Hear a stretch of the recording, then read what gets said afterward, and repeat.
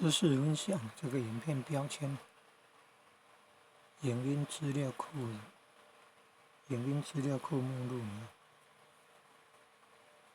都没有其他的杂讯了，比那个 Google 搜寻呢还要干脆呢。你看都是影片呢，缩图标题，这目录怎么来的？那个要搜寻的关键字词前面加井字，你有没有看到？知识分享前面加井字号，然后在社群贴文发布，社群贴文发布又点按超链接，马上就知道了那怎么知道有这个关键字词可以用？在上传影片到 YouTube 的过程，打了标题，打了知识打了知识后呢，发现相关的很多